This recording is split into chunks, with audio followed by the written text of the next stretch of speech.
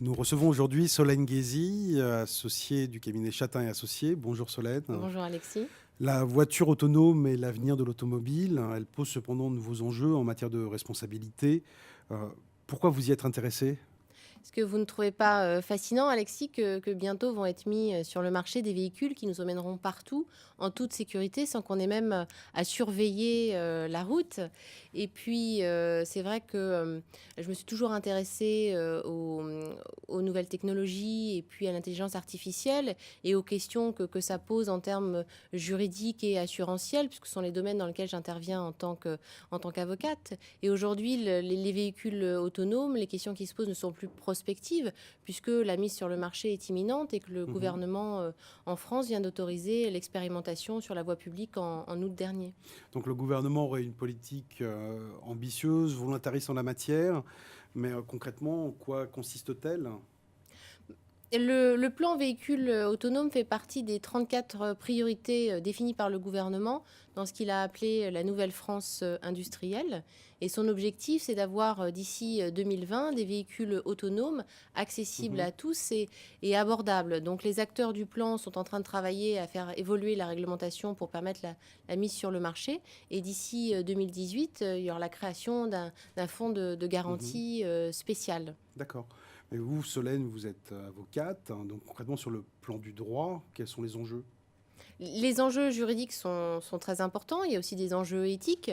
On pense bien entendu à la programmation des Mhm. logiciels de conduite, quand il faudra programmer l'algorithme pour savoir qui est-ce qu'on sauve en priorité. Est-ce que ce sont les passagers du véhicule ou est-ce qu'on limite le nombre de victimes? Il y aura là des questions Des questions éthiques cruciales. essentielles et même peut-être philosophiques. Et puis plus prosaïquement, on aura des questions sur la Mhm. collecte des données, bien entendu, sur la cybersécurité, puisqu'on a vu que des hackers avaient pris le contrôle à distance d'une Jeep Cherokee et puis aussi d'un modèle Tesla.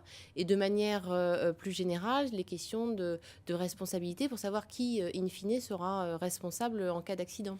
Et donc ça veut dire que la notion de conducteur pourrait évoluer en France à l'avenir? La notion de conducteur doit nécessairement évoluer puisque la France est signataire de la Convention de Vienne, laquelle prévoit la présence physique d'un conducteur dans le véhicule qui doit être capable de Mhm. reprendre le contrôle à tout moment.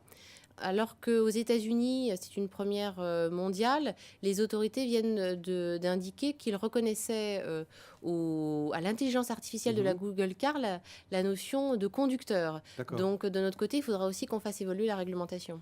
Mais ça veut dire que si on a, au moment où on a un accident, il pourrait y avoir plusieurs responsables Mm. potentiels, concrètement pour les assurances. Enfin, comment ils vont faire pour le gérer?